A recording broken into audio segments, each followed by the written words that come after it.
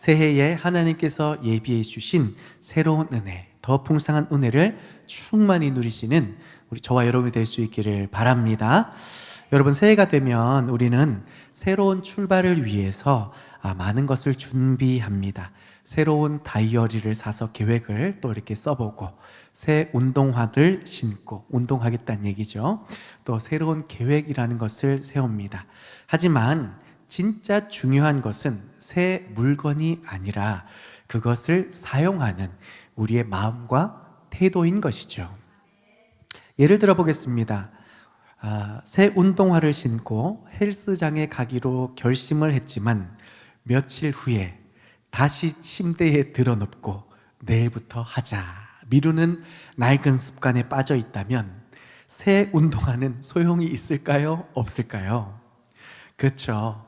겉모습은 새로워졌지만 마음과 행동이 여전히 과거에 머물러 있기 때문에 변화가 찾아올 수가 없습니다. 신앙생활도 마찬가지인 것 같습니다. 예배 시간에 우리가 이렇게 나와 앉아 있어도 마음속에서는 피곤해, 빨리 집에 가야 되겠다. 기도해도 큰 변화도 없고 소용도 없잖아 라는 생각이 우리 마음속에 자리 잡고 있으면 하나님은 우리에게 새로운 은혜를 담을 수 있는 마음이 준비되어 있지 않기 때문에 역사하실 수 있다 없다? 네, 마음이 준비된 자에게 새 은혜를 하나님이 부어주시는 줄 믿습니다. 따라서 새해를 맞아 하나님께서 우리에게 예비하신 더 큰 은혜와 기도의 응답이 준비되어 있기에 그것을 반드시 누리시는 우리 성도님들 되시기를 축복합니다. 올 한 해 여러분의 삶에 새해 사역포처럼 충만하고, 그래서 흘러넘치고 그 모든 흐르는 곳에 살아나는 기적이 임할 수 있기를 주님의 이름으로 축복합니다. 이 은혜를 누리기 위해서는 우리의 마음과 태도가 새수를 새 부대에 담듯 우리도 새로운 마음으로 나아가야 할 것입니다. 오늘 본문에 들어가서 예수님께서 이 비유를 통해 말씀하시는 진정한 그 뜻, 주님과의 어떤 관계 속에 어떤 변화를 우리가 누려야 할지 함께 살펴보도록 하겠습니다. 첫째, 우리가 14절 15절 말씀을 보면 금식보다 주님과의 관계가 중요하다라고 말씀하십니다. 겉모습보다 속사람이, 그리고 주님과의 관계가 너무나 중요하다라고 말씀해 주시죠. 바리새인들과 요한의 제자들은 예수님께 묻습니다. 왜 당신의 제자들은 금식하지 않습니까? 라는 것이죠. 유대 사회 속에서 금식은 종교적 경건의 척도로 여겨졌기 때문에 금식 왜 안 하냐? 경건한 사람들 맞냐? 라고 의문을 가지는 겁니다. 그들은 금식을 통해 자신의 경건함을 보이려 했지만 예수님께서는 이렇게 말씀하시죠. 금식보다 중요한 것은 신랑과 함께하는 관계라고 말씀해 주십니다. 예수님께서 자신을 신랑에 비유하신 이유는 결혼잔치의 비유를 통해 기쁨과 교제의 본질을 설명하기 위함이었습니다. 여러분 한번 상상해 보십시오. 결혼식에 초대받아 놓고 모든 하객이 신랑과 신부를 축복하면서 음식을 나누고 함께 기뻐해야 할 그 자리에 저는 금식합니다 라고 먹지도 않고 웃지도 않고 그렇게 뚱한 표정으로 앉아 있으면 하객들도 민망하고 무엇보다 손님으로 초대한 신랑 신부가 얼마나 민망하겠습니까? 예수님이 지금 그 말씀하시는 거죠. 생명의 근원이 바로 눈앞에 있는데 그분 앞에서 즐거워하고 그분과 대화 나누기를 기뻐하고 그분의 말씀에 청종함으로 이미 우리에게 임한 하나님의 나라의 은혜를 누려야 되는데 그 진리를 바로 앞에 두고서도 왜 금식하지 않느냐? 겉모습에만 치중하여 참된 진리 앞에서도 기뻐하지 못하고 있는 바리새인의 모습을 주님이 지적하고 계시는 것입니다. 마찬가지로 예배와 기도는 하나님과의 사랑과 기쁨을 누리는 그런 시간임을 우리는 기억해야 됩니다. 우리 일상에서도 신랑과 함께하는 삶의 모습을 한번 떠올려 보십시오. 결혼 기념일에 배우자와 식사를 함께하며 추억을 함께 나누는 것 얼마나 행복한 일입니까? 그때 그랬지 하면서 서로 먹고 마시면서 얼마나 즐거운 일이 오고 갈 수 있습니까? 그런데 이게 일로만 느껴졌을 때 얼마나 괴로울까요? 휴일에 온 가족이 모여서 서로의 일상을 나누는 그 시간. 우리 손주야 뭐 했어? 할아버지 저 주말에 뭐 했어요? 진짜 별것 아닌데 그 말 한마디에 까르르 웃을 수 있는 이유가 뭐예요? 관계가 돼서지 않을까? 관계가 돼서.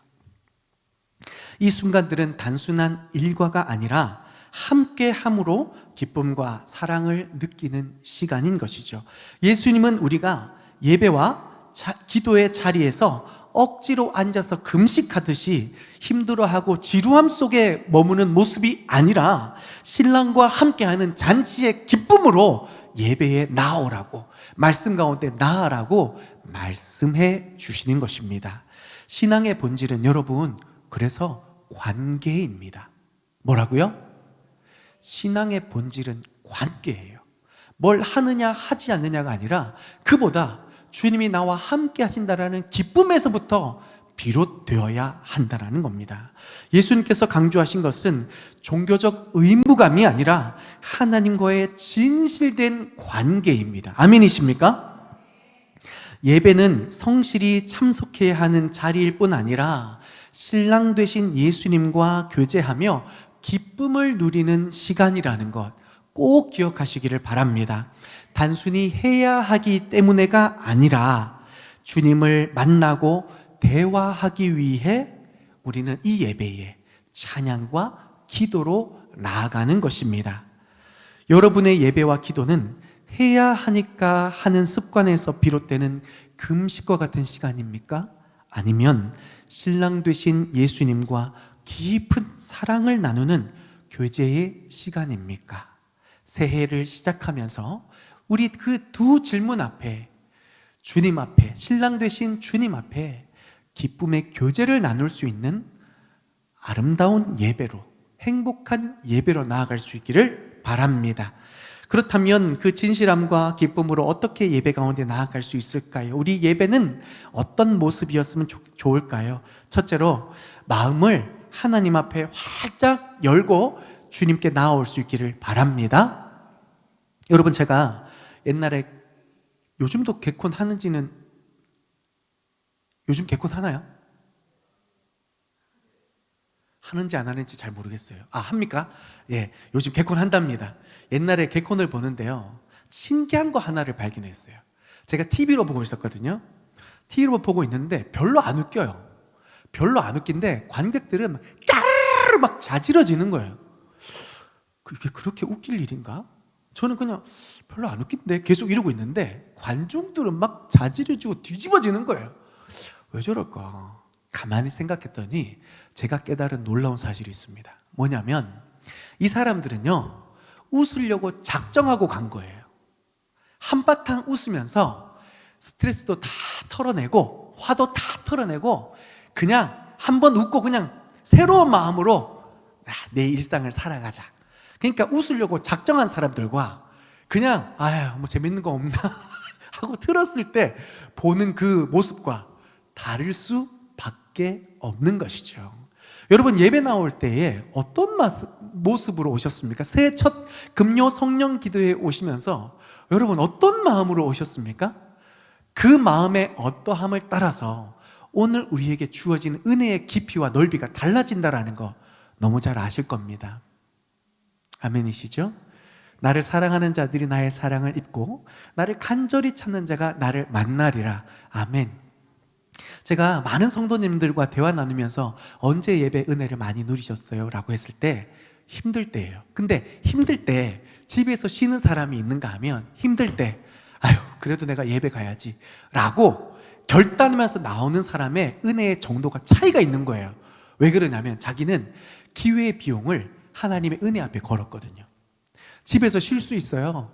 집에서 그냥 자고 넷플릭스 보고 유튜브 보고 그냥 핸드폰 쳐다보면서 그래 차라리 이렇게 쉬는 게 낫지 뭐, 잠이나 자자, 맛있는 거 먹자, 그럴 수 있음에도 불구하고 아니야, 참된 회복은, 내 문제의 근본적인 해결은 주님 앞에 가야 돼, 예배해야 돼, 기도해야 돼. 그럴 때 근본적인 문제가 해결될 수 있는 거야. 마음이 힘들고 몸은 피곤하지만 졸더라도 여기서 졸자, 어떻게 하더라도 내가 주님의 이름을 찾자. 그랬을 때에 하나님께서 그 마음을 기뻐하셔서 은혜를 부어주시는 줄 믿습니다.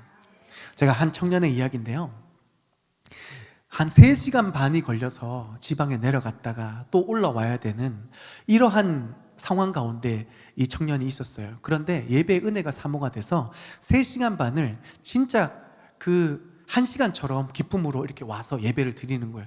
너무너무 행복하다요. 너무너무 기쁘대요. 야, 너 정말 대단하다.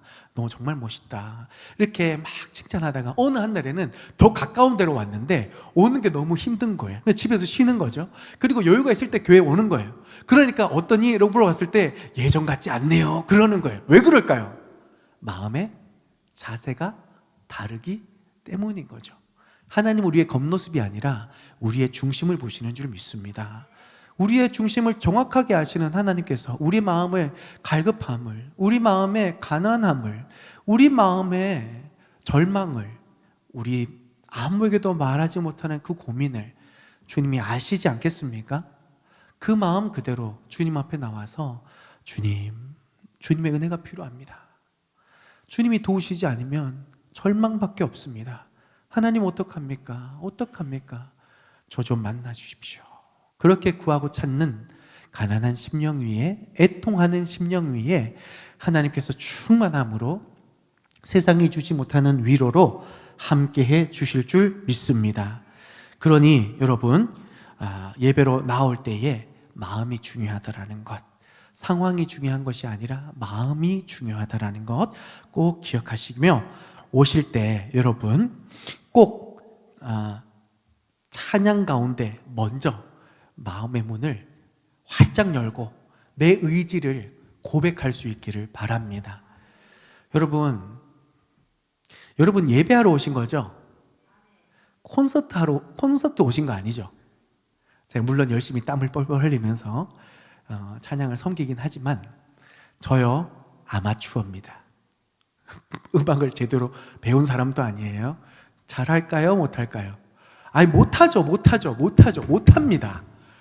그러니까 여러분 저를 어떤 기준으로 잘하네 못하나를 판단하시면 안 돼요. 뭐가 중요해요? 나 오늘 은혜 받겠다. 그리고 하나님 여기 우리와 함께 하신다. 찬양이 틀려도 삼천포로 빠져도 상관없다. 하나님은 내 입술의 고백을 받으신다. 그게 중요한 거죠. 그게 중요한 거예요. 여러분, 제가 찬양 기도를 많이 하면서 딜레마가 뭔지 아세요? 반주자들이 반주를 너무 잘해요. 찬양이 되게 세련됐어요.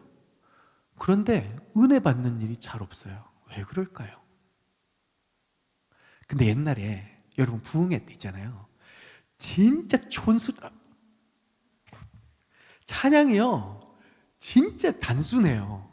진짜 저 옛날 곡이면 악보 안 보고도 할 수 있어요. 14141414 이거 딴딴딴딴딴딴 이것만 반주가 다 돼요. 그쵸? 그 단순한 곡을 찬양하는데도 왜 그렇게 은혜를 받을까요? 아멘. 왜 그럴까?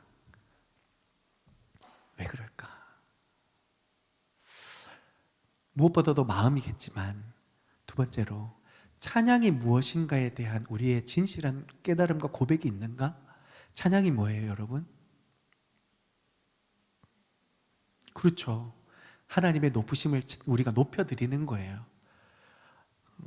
하나님의 높으심은 우리가 어떤 상황이든지 상관없이 그분은 여전히 높고 위대하세요. 그러니 그 높고 위대하신 하나님이 우리의 연약한 인생을 터치하실 때 우리의 심령은 그제서 위대해질 수 있는 줄 믿습니다. 그러니 그 하나님의 높고 위대하심을 입을 벌려 찬양하면 하나님이 역사해 주세요. 저는요 매주 금요일마다 그걸 경험해요. 뭘 경험하냐면 저도 금요일날 안 피곤한 건 아니에요. 최선을 다해서 컨디션 조절을 하려고 하지만 피곤해요. 그런데 찬양하고 나면 언제 그랬나는 듯이 막 회복이 돼 있어요. 왜 그럴까요? 하나님을 생각하면 너무 감사하니까, 또 하늘로부터 임하는 신령한 은혜의 복이 제 심령 가운데 임함을 경험하니까 회복이 일어나는 거죠. 그러니 새로운 마음으로 하나님 말씀 전하고 기도하면서 지금도 하나님이 우리와 함께 하시는구나. 이곳에 역사하고 계시는구나. 그거를 느끼면서 마음이 달라지고 생각이 달라지고 심지어 신체 리듬마저 바뀌게 되는 것을 경험하게 됩니다. 여러분, 새해에 그 은혜를 꼭 경험하시길 바랍니다. 입술을 열어 찬양하세요. 근데 찬양은요, 또 이런 말이 있죠. 곡조 섞인 기도라고. 여러분, 기도 안 된다고 너무 이렇게 마음 아파하지 마세요. 찬양하면 되잖아요. 찬양하면 내 마음이 하나님 앞에 온전한 기도로 곡조를 통하여 하나님 앞에 드려지게 되죠. 그러니 찬양만 1시간 해도 기도 1시간 하는 거예요. 아멘이십니까? 얼마나 기쁘고 행복하게 찬양합니까? 여러분, 이런 찬양 앞에 머뭇머뭇하지 말고 구경꾼 되지 말고 최선을 다해서 하나님을 찬양하면 정말로 하나님이 어떻게 역사하시는지를 생생하게 경험하게 될 줄 믿습니다. 그리고 여러분, 말씀의 시간요, 이 말씀의 시간은 하나님의 음성을 듣는 시간입니다. 저도 하나님의 음성을 듣는 시간입니다. 말씀을 준비하면서 늘 기도합니다. 하나님, 우리 공동체에 어떤 말씀을 주시길 원하십니까? 어떤 말씀을 나누길 원하세요? 저도 기도합니다. 그럴 때 성령의 음성을 듣게 되고, 하나님, 이 말씀을 우리 공동체에 말씀하기를 원하시는군요. 깨달아서 기도하면서 최선을 다해 준비합니다. 제 입술이 어눌할 수 있습니다. 제 논리가 어눌할 수 있죠. 그러나 하나님께로부터 주어진 이 말씀은 저를 통해서 분명히 여러분에게 심령에 필요한 대로 뿌려지는 생명의 씨앗이 될 줄 믿습니다. 중요한 것은 우리의 마음이, 하나님께서 나에게 무엇을 말씀하기를 원하시는가라고 귀 기울일 때 그 말씀이 들려지게 되는 것이죠. 예배는 영적인 시간입니다. 우리의 영이 하나님 앞에 반응하고 깨닫고 치유되고 회복이 되는, 우리의 영이 회복되지 않으면 우리의 일상의 회복이 일어날 수가 없습니다. 우리의 영의 회복이 찾아와야 돼요. 그러니 강단을 위해서 여러분이 그렇게 기도하시는 겁니다. 저도 여러분을 위해서 그렇게 기도하며 준비하는 이유가 뭡니까? 영이 회복될 때에 우리의 범사가 잘 될 수 있기 때문입니다. 따라서 말씀을 읽거나 들을 때 하나님 앞에 이렇게 질문하셔야 됩니다. 하나님, 이 말씀을 통해, 오늘 이 설교 말씀을 통해 제게 무엇을 말씀하기를 원하십니까? 라는 그 질문 속에 성령께서 세밀하게 말씀해 주시는 그 음성을 들을 때에 변화가 시작되는 겁니다. 아멘이시죠? 이런 마음으로 하나님을 예배할 때에 하나님의 살아계신 역사가 분명히 우리 한 사람 한 사람에게 충만히 임하게 될 줄 믿습니다. 둘째로 우리가 조금 기억해야 될 것은 덧대기식 신앙을 넘어설 수 있어야 됩니다. 16절에 보면 예수님께서는 낡은 옷에 새 천 조각을 대면 오히려 더 다 찢어진다라고 말합니다. 낡은 옷은 우리의 고정된 습관, 또 패턴화된 신앙생활, 해결되지 않는 내면의 문제를 의미합니다. 새 천 조각은 하나님의 새 은혜와 가르침을 의미합니다. 예수님은 단순히 우리의 신앙생활에 새 요새를 덧붙이는 것을 원하지 않고 온전히 근본적인 변화, 완전 새로운 것을 입는 결단을 우리에게 원하고 계시다라는 것이죠. 덧대기식 신앙은 외적인 활동은 늘어나지만 내면의 실제는 변화되지 않는 태도, 그 상태를 말하고 있는 것입니다. 마치 찢어진 옷 위에 새 천 조각을 덧대어 보지만 시간이 지나면 별 의미 없죠. 둘 다 찢어지는 겁니다. 겉으로는 괜찮아 보인다 할지라도 내면은 여전히 연약하여서 소용없는 짓이 되는 것이죠. 이런 겁니다. 기도의 자리는 있지만 목적과 방향이 없는 기도가 이루어지는 모습입니다. 금요 성령 기도에 참석해 긴 시간 기도하지만 실제는 내가 무엇을 위해 기도하는가? 정말 내가 이 기도에 확신을 가지고 기도하는가? 그것을 고민하지 않고 습관처럼 반복하는 기도는 없는지 살펴봐야 할 것입니다. 기도 자체는 열심히 하지만 기도 후에도 삶의 변화나 구체적인 결단이 부족한 모습일 때 바로 이와 같은 결과가 일어나는 것이죠. 중보 기도를 하는데 단순한 형식에 그치는 것이 아니라 기도 후에 다음 주에 그 기도를 했던 그 사람을 찾아가서 직접 돌아보고 행동으로 옮기는, 어땠어? 변화가 일어났어? 여러분, 소그룹 모임할 때, 목장 모임할 때 기도 부탁하는데 그 다음 주에 물어봐 주지 않고 기도도 안 하면 그 목장 모임에 기도 모임하는 것이, 나눔하는 것이 힘이 있겠습니까? 없죠. 정말 우리 기도가 모양만 있는 것이 아니라 열매가 있는 기도 생활이 되기 위해서는 구체적으로 기도하고 그 기도 가운데 어떻게 역사하시는지를 발견하기 위해 묻기도 하고 기록도 하면서 하나님 과연 살아계시는구나. 그걸 경험할 때 기도의 양상이 달라지는 거죠. 말씀은 듣지만 구체적으로 순종이 없는 경우도 있습니다. 매주 예배에 참석하여 말씀을 열심히 듣습니다. 필기까지 합니다. 그런데 그 말씀을 삶 속에서 실천할 구체적인 계획을 세우지 않는다면, 예를 들어 원수를 사랑하는 말씀을 듣고 좋은 말씀이야, 그래 해야지 라고 하는데도 실제 갈등 관계에 있어서는 꿈쩍도 하지 않는 그 모습 속에 열매 맺을 수 있을까요? 은혜가 있을 수 있을까요? 여러분, 제가요 늘 경험하지만 말씀을 행하려 할 때 갈등이 일어나는 그 순간에 기도가 깊어집니다. 문제가 일어나는 그 순간에 답답하죠. 때로는 원망이 되죠. 그때 주님의 은혜가 더 깊게 내 속에 찾아오게 되는 겁니다. 신앙생활은요, 마음 편하게 좋은 게 좋다고 아닙니다. 고난이 찾아와야 되고요. 그 고난 속에 주님을 묵상하게 되면서 그 고난을 잊을 수 있을 만큼의 은혜가 내게 찾아와서 고난이 유익이 되는 것이죠. 그게 진짜 신앙생활 아닙니까? 누구든지 나를 쫓으려거든 자기를 부인하고 자기 십자가를 지라는 게 이 말씀 아닙니까? 주님의 제자라는 것은 주님이 부활하고 승천하신 모습만 쫓는 것이 아니라 우리의 죄를 위해서 십자가에 달려 죽으시고 고난당하시고 그것을 부인할 수 없어서 우리도 좁은 길이라 할지라도 그 길을 따라 걷는 것이 제자 아닙니까?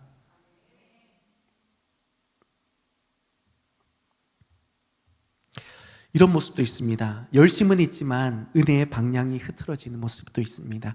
교회 봉사, 또 기도 모임, 성경 공부 열심히 참여하는 건 너무 귀한 모습입니다. 그런데 살짝 우리가 점검했으면 좋겠는 것이, 그 모든 열심이 하나님의 영광을 위해 해야 되는 것이죠. 아멘이시죠? 그런데 살짝 우리가 오해할 때가 뭐냐면, 하나님의 영광을 위해서 한다고 하는데 가만히 살펴보면 내 만족에만 머물러 있는 모습들이 종종 있게 됩니다. 여러분, 하나님의 영광을 위해서 봉사와 또 성경 공부와 기도 모임에 참여할 수 있기를 바랍니다. 목적은 내 만족이 아니라 하나님의 영광을 위해서입니다. 내 만족을 위한 것이 될 때 우리는 종종 시험에 빠져요. 왜 저 사람은 나에게 이렇게 하지? 왜 이런 걸 하지? 라고 어떤 그 순간 가운데 하나님이 무엇을 말씀하기를 원하실까라고 질문하기보다 내 만족에, 내 기준에 차지 않는 거예요. 그러면 시험에 들기 딱 좋죠. 그러나 그 모든 일들 앞에서 내가 지금 무엇 때문에 이 일을 하지? 라는 질문들 속에 하나님의 영광을 위한 것이라면 이 상황 가운데 우리는 이 질문이 먼저 나오는 거죠. 주님이 이 일을 통하여 무슨 말씀을 하기를 원하실까? 주님이 나를 통하여 어떤 일을 행하기를 원하실까? 그 질문 앞에 엎드리며 겸손하게 주님을 바라볼 때에 주의 영광이 우리의 삶에, 우리의 사역에, 우리가 봉사하는 그곳에 임하게 되면서 교회가 그제사 교회가 될 수 있는 것입니다.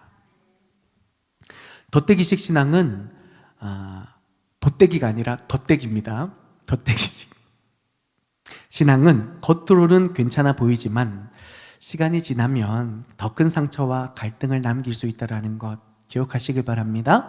기도 시간은 있지만 깊이가 없고, 말씀을 듣지만 실천이 없으며, 봉사와 섬김은 하지만 하나님의 영광이 아닌 자기 만족으로 이어질 때에 그것은 결국 낡은 옷에 덧댄 신앙일 뿐이라는 것 우리가 기억하면서 낡은 습관을 걷어내고 온전한 새 것으로 옷 입기를 원하시는 하나님 앞에 우리는 새 부대에 새 수를 담아내는 새로운 마음으로, 새로운 습관으로 새 은혜를 주시는 하나님의 은혜를 온전히 담아내며 열매 맺는 신앙으로 나아가실 수 있기를 주님의 이름으로 축복합니다.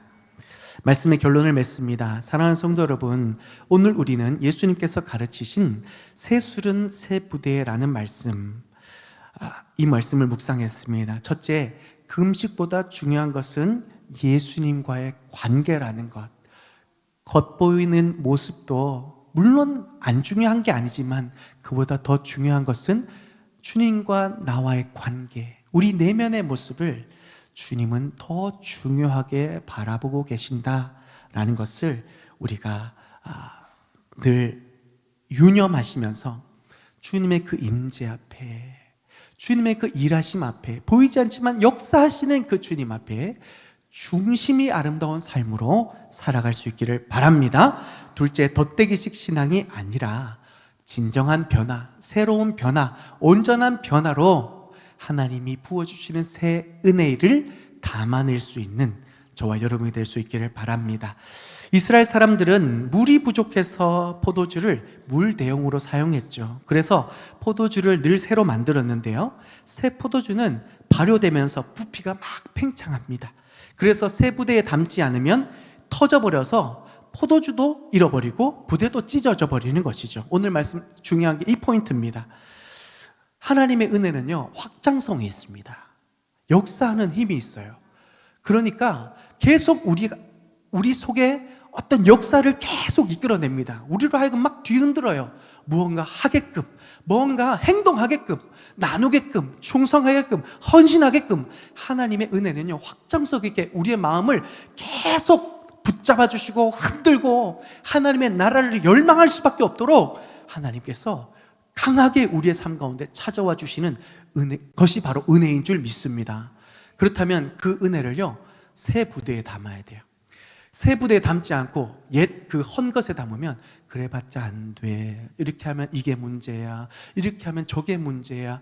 그래서 우리가 은혜가 임하는데도 불구하고 오히려 우리의 삶이 더 무너지면 이게 얼마나 기가 막힌 일입니까? 은혜가 임했을 때에 우리도 새 부대가 되어서, 새해 하나님께서 이 은혜를 주시는구나. 그렇다면 이전에는 실수하고 실패했을지 몰라도 보라, 이전 것은 지나갔으니, 할렐루야, 지나갔습니다. 물론 지나간 것은 지나간 대로 의미가 있습니다. 그러나 지나간 것의 실수가, 지나간 것의 실패가 앞으로도 계속될 거라는 어리석은 기준이 있어서는 안 되죠. 새 일을 행하시는 하나님 앞에 새로운 마음으로, 이전에는 안 됐을지라도 올해는 될 줄 믿습니다. 이 믿음으로 우리가 도전할 때에 하나님은요, 새 일을 이루어 주십니다. 그게 되는 인생이에요. 그게 열매 맺는 인생입니다. 그게 뭐를 할 수 있는 인생입니다. 그런 인생으로 열매 맺으며 승리하며 나아갈 수 있는 저와 여러분이 될 수 있기를 바랍니다. 2025년 새해를 시작하면서 하나님은 여러분에게 새술 같은 은혜를 부어주시기를 원하십니다. 이제 우리의 낡은 부대를 내려놓고 새 부대와 같은 열린 마음으로 주님의 이 은혜를 담아낼 수 있기를 바랍니다. 주님, 제 낡은 습관과 고정된 생각을 내려놓고 새 부대 같은 마음으로 주님의 새 은혜를 받아들이겠습니다. 이 결단이 여러분의 기도와 예배를 새롭게 하고 삶의 자리에서도 흘러넘치는 은혜와 기쁨을 경험하게 될 줄 믿습니다. 우리 함께 찬양하고